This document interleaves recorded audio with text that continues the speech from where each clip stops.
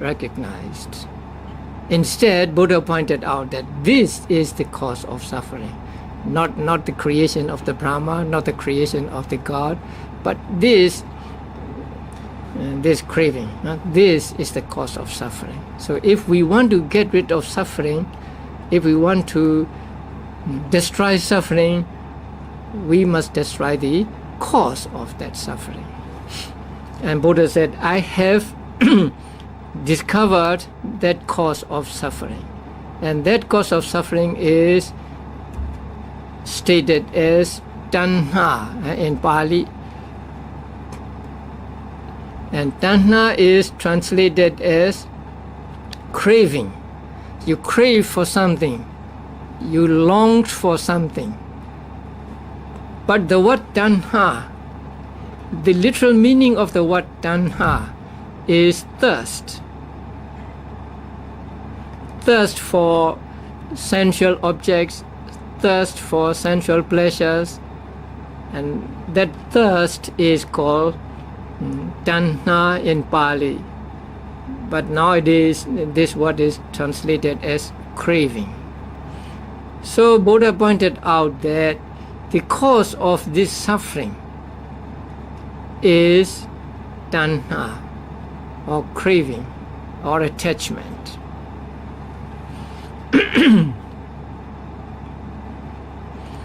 And that Taṇhā is described as producing rebirth. Now you may turn to paragraph 61. So you see there, how is it said there? Producing rebirth or something. Pono bhava, pono bhavika. Thus it produced Further becoming? Yeah. So this thirst or Taṇhā or craving produces rebirth. So whatever rebirth we had is the result of this Taṇhā. Now we had Taṇhā in the past lives, and that Taṇhā produces rebirth here, say we as human beings. So we are born as human beings because we had Taṇhā in the past. And we still have Taṇhā in this life here. So this Taṇhā will produce or create new rebirth in the future. So in this way it goes on like a chain reaction. The Taṇhā here producing Taṇhā, the rebirth there, and the Taṇhā there producing rebirth in yet another existence, and so on. So this Taṇhā has the ability to produce rebirth. So whatever rebirth we had is actually the result of that Taṇhā in the past. So this Taṇhā has the power or ability to produce rebirth.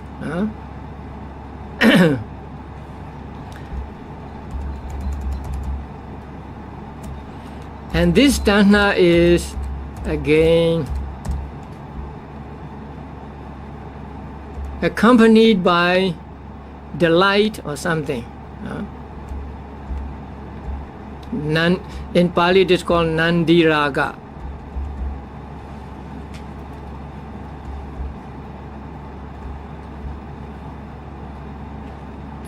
That means that the delight and attachment is the same as craving.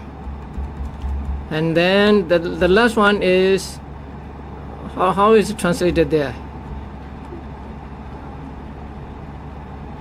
What is meant is that it is identical. Next one. It's a particle. Its meaning is which is that. Before that?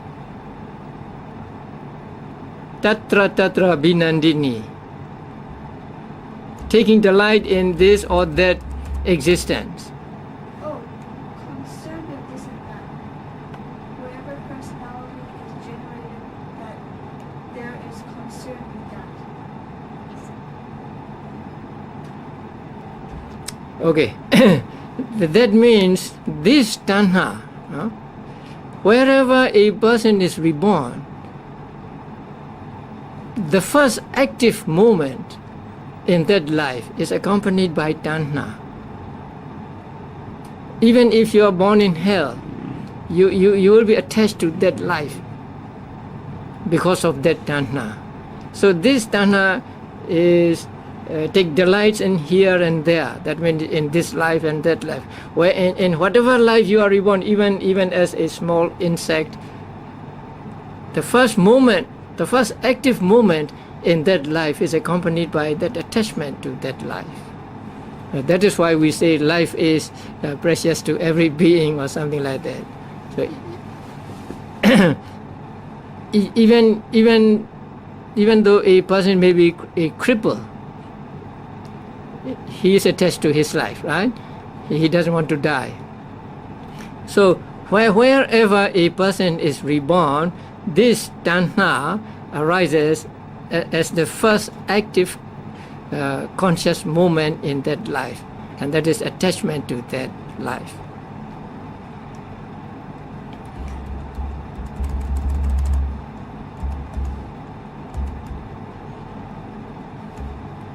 And that taṇhā is said to be of three kinds.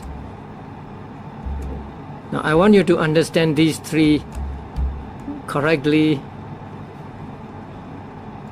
because sometimes the translations are just the translation of the word is misleading.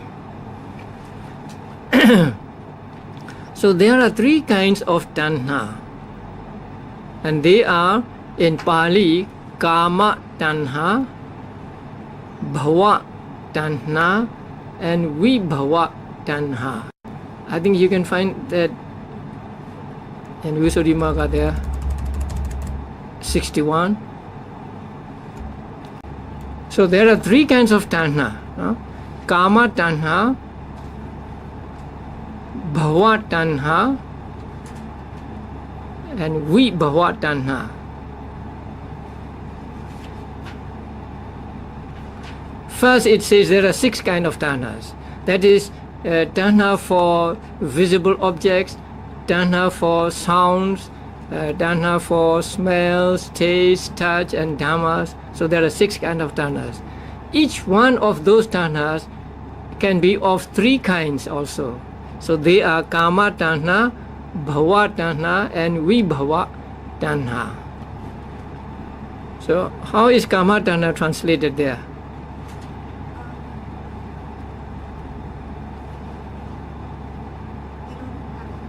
Hmm?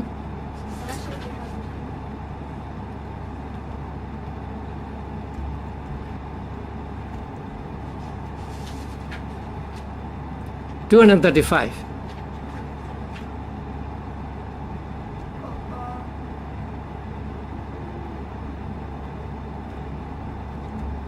It is called kama taṇhā when it rises,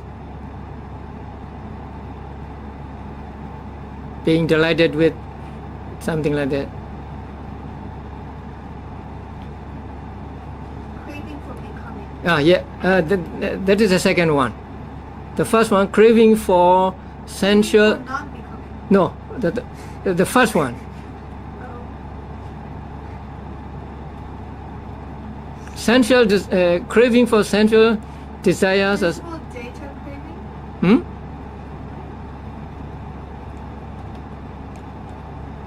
Craving for sense desire. Right. That is the one. So that is kama taṇhā. So craving for sense desire. Actually, craving for sense objects. Now, the objects are all called sense objects because they can be seen, they can be heard, they can be smelled, and so on. So everything we see, we experience in the world, we can call objects of senses. Say object of the eye, object of the ear, and so on. And craving for those objects is called kama taṇhā. Now you want a new house, right? That is kama taṇhā. You want a new car, that is kama taṇhā, and so on.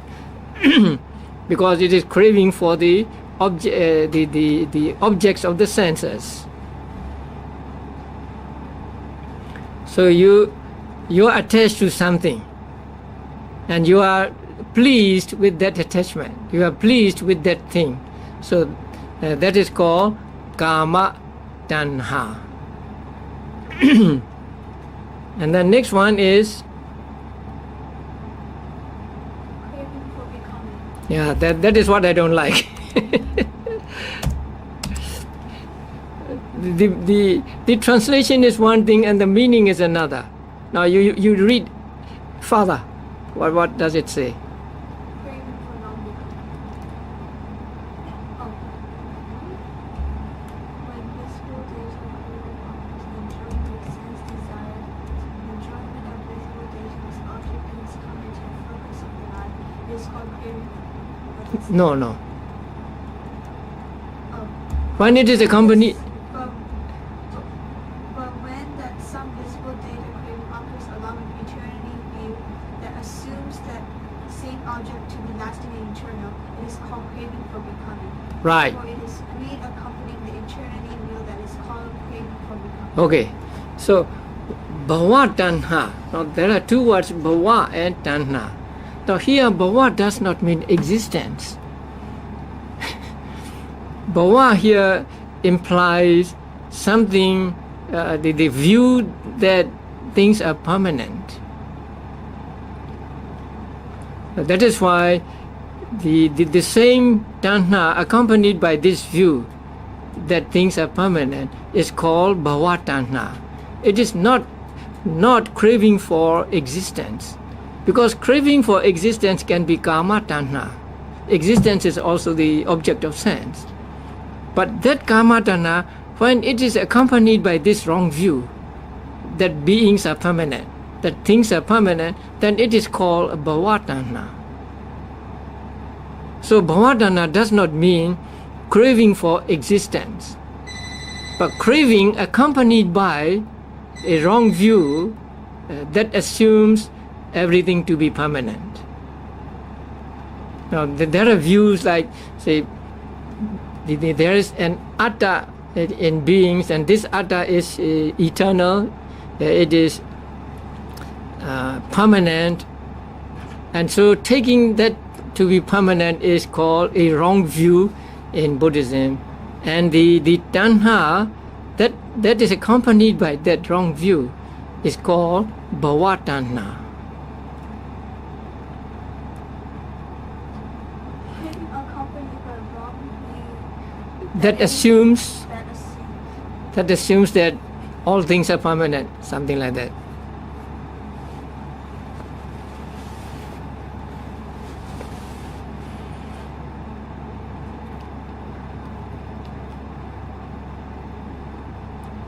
So that taṇhā is called bhava taṇhā. The next one. craving for non-becoming. Okay, that is more frightening. Craving. Once I gave a book to a man, and then about a week later he came back and said, in Buddhism suicide is okay. Buddha allowed suicide.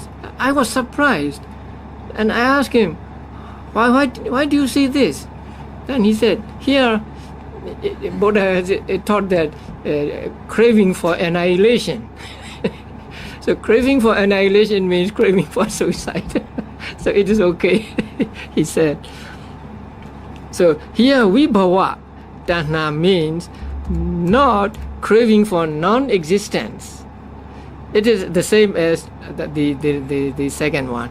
Craving that is accompanied by a wrong view that things are annihilated at death.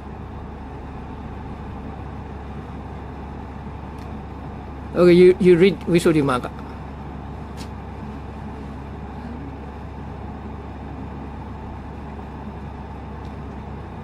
When it occurs along with annihilation, being that assumes that same object to break up and be destroyed, it is called craving for non-becoming.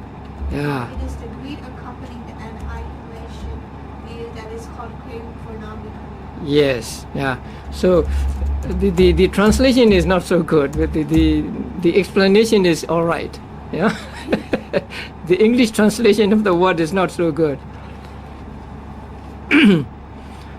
So craving accompanied by the wrong view that assumes things to break up and no more, say, yeah, something like that. Now, there are, say, two kinds of views that are called wrong in Buddhism. So one is the eternity view. That means beings are eternal, things are eternal, and so on. And there is another view that takes beings, once they die, and there is no more for them. So when the Taṇhā is accompanied by that wrong view, then it is called bhava taṇhā or vibhava taṇhā. So it is not craving for existence, and it is not craving for non-existence, but it is craving that is accompanied by that wrong view, eternity view or annihilation view. So that we must understand clearly. So you cannot go by just the translation. Translations are misleading. So there are three kinds of taṇhā now: kama taṇhā, bhava taṇhā, vibhava taṇhā. Whatever taṇhā it is, it will always produce rebirth. So that is why it is called rebirth producing. Now actually it is not only taṇhā, but along with taṇhā we have to understand ignorance and kama. So these three arise together and actually produce new life, a new existence. When we say here taṇhā, actually this taṇhā is accompanied by the volition cetanā and all cetanā or kama, and also accompanied by avijja or ignorance. Now ignorance is like blindfolding a man. You know? Say there are three men and they caught one man, and then one of the men blindfolds the man, and the second man turns this man towards a precipice, say at the edge of a mountain, and a big hole there, right, as a mountain. So, and then the third man pushes him down. So something like that. So when a person is said to be reborn in another existence, avijja, ignorance, makes him not see the things as they really are. And then taṇhā makes him attached to the life, and then kama pushes him down, and then he is reborn in the next life. So when there is a next life or rebirth, these three mental factors are working together actually. Not just taṇhā, not just kama, not just ignorance. So these three are like a party of three. So one blindfolds the man, the other turns him to the precipice, and then the last one pushes him down. So in the same way, avijja makes us not see the faults of the life. That is why we are attached to things. Then this attachment to life makes a person who is dying to incline towards the next life, and then cetanā or karma comes and pushes into the next life. So, although taṇhā is mentioned here as a cause of dukkha, we must understand that it is not only taṇhā, but also avijja or ignorance and karma are involved.